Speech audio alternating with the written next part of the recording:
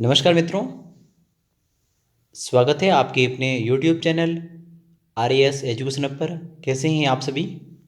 उम्मीद करता हूं कि आप सभी बढ़िया ही होंगे। तो देखिए मित्रों, जैसा कि आप स्क्रीन पर देख पा रहे होंगे, आज अपन वार्तालाप करने वाले हैं वो है कनिष्ठ लेखाकार भर्ती परीक्षा के संदर्भ में।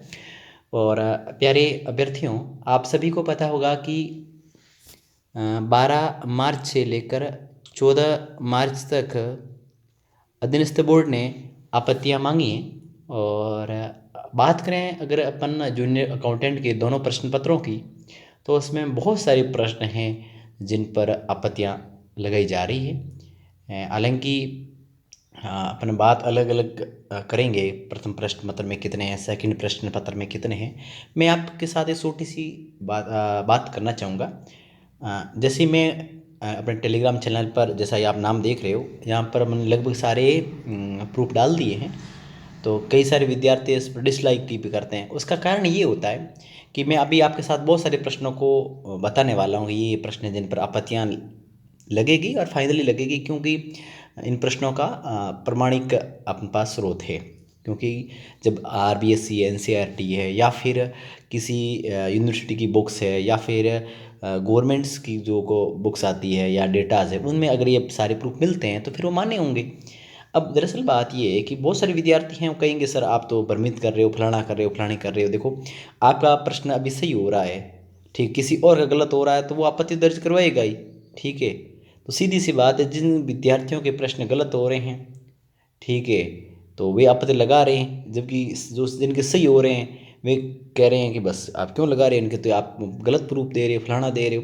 जब आप सभी को पता है कि अधीनस्थ बोर्ड है वो, आपने देखा होगा ये हिंदी जो रीड के, सॉरी, थर्ड ग्रेड की जो हिंदी की वैकेंसी हुई थी, उसमें आपने देखा होगा 7 से 8 प्रश्न डिलीट किए थे और 6 प्रश्नों के उत्तर चेंज किए थे।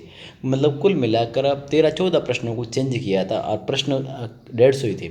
अब यहाँ पर प्रश्नों की संख्या 300 है।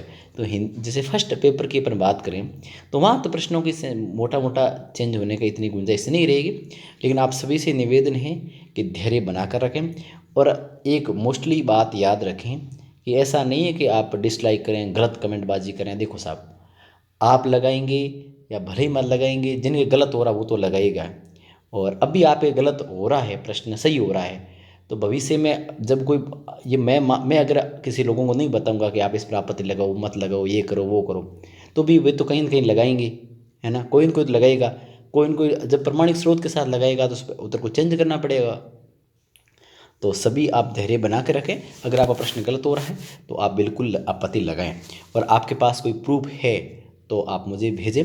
और मैंने ये सारे प्रूफ अपने स्तर पर कलेक्ट नहीं किए हैं, आप सभी विद्यार्थीगण मुझे भेजते हैं, वहीं से मैंने लिए हैं और वही मैं आपके चैनल में डालता हूँ। एक बार चेक करता हूँ वास्तव में सही ऑथेंटिक है कि नहीं है, फिर मैं अपने टेलीग्राम चैनल पर शेयर कर देता हूँ।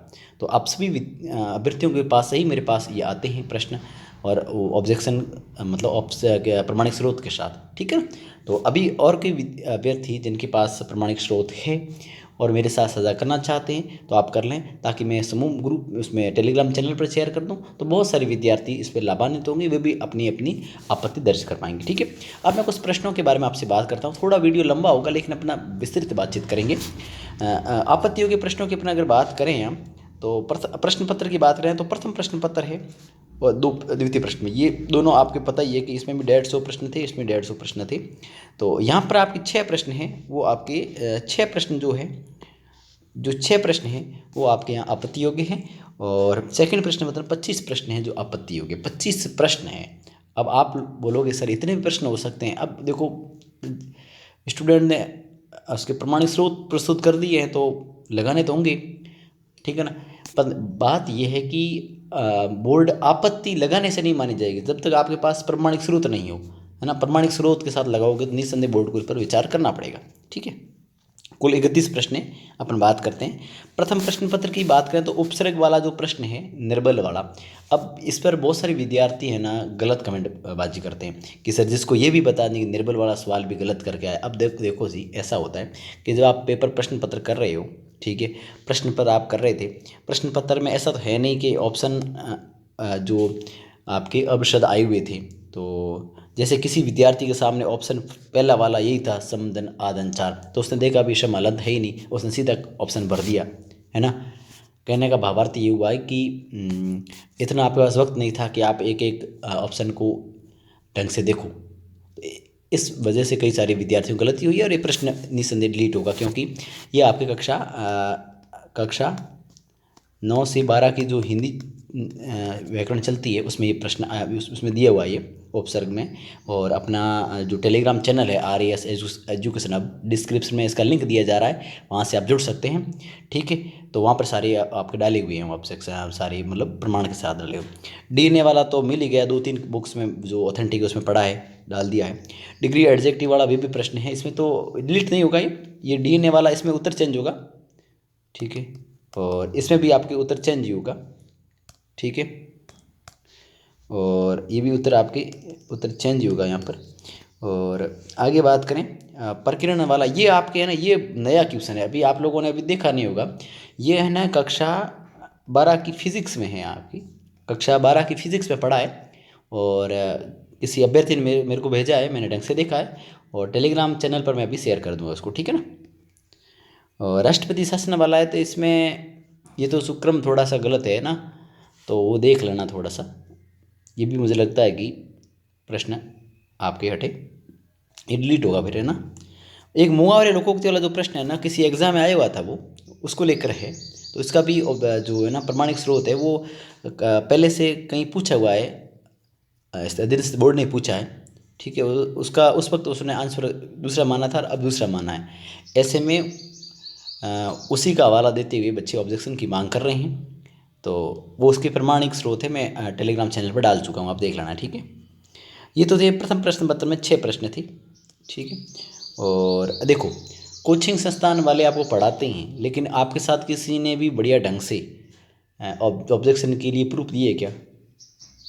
भाई सर्जन की बात करो, सही S विवेकानंद की बात करो, सही स्टडी आयोग की बात करो, सही उत्कर्ष क्लासेस की बात करो, सही और भी कोई संस्थान जो आपके इस जूनियर अकाउंटेंट एग्ज़ाम के दरमियान आपके लिए आपको मतलब आपने उनसे कोर्स खरीदा था या आपने ऑफलाइन कोचिंग की थी, लेकिन अभी वो प्रमाणिक स्रोत नहीं दे पा रहे हैं, सही कबीरा एजुकेशन फलाना कोई भी हो, ठीक है। तो हम आपके लिए ये कर रहे हैं, और मैं अकेला नहीं कर रहा हूँ, ये सारे आप अभ्यर्थीगण ही हैं जो मेरे तक पहुँचाते हो, मैं आपके साथ साझा करता हूँ, बस मैं एक माध्यम हूँ आपका, है ना। द्वितीय प्रश्न पत्र की अपन बात करें तो उपभोक्ता के दायित्व वाला प्रश्न है। हालांकि नया ऑब्जेक्शन है, अभी आप लोगों ने सुना नहीं होगा, लेकिन इसके प्रमाणिक स्रोत है, मैंने टेलीग्राम चैनल पर डाल दी है। एक विदेश सेवा वाला है, और IDE वाला ये भी प्रश्न है, आपने अभी देखा होगा, ये नया प्रश्न है जो अभी विवादों में है, और इसके प्रमाणिक स्रोत है मैंने टेलीग्राम चैनल पर दे दिए हैं। अधिसंघ के पद वाला है, और एक प्रकरण केस वाला है, सर्विस बुक से संबंधित है, वो सर्विस बुक और सर्विस रोल से संबंधित है ना, आप सभी ने पढ़ा ही होगा नियम 160 से 164 में।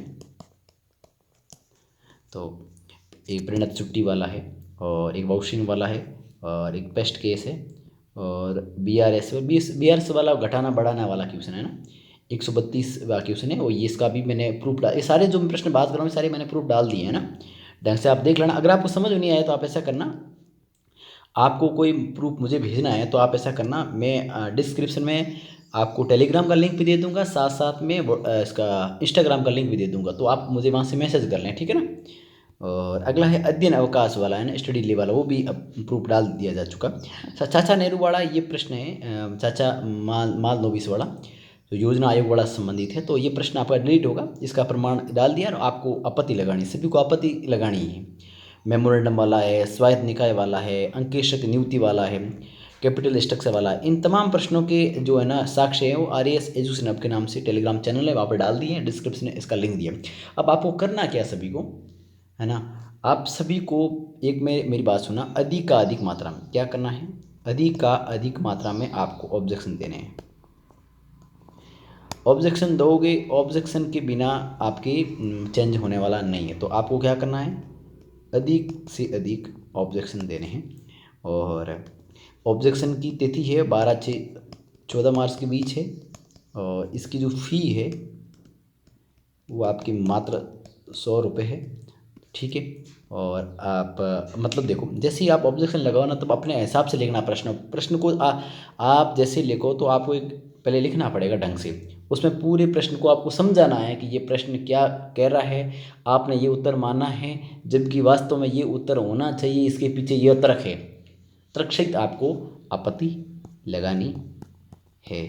ठीक है।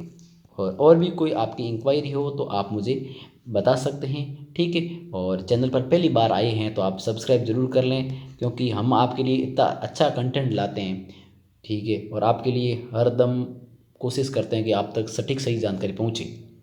तो आप सभी का परम कर्तव्य बनता है मित्रों कि आप चैनल को सब्सक्राइब करें, वीडियो को लाइक करें। धन्यवाद मित्रों।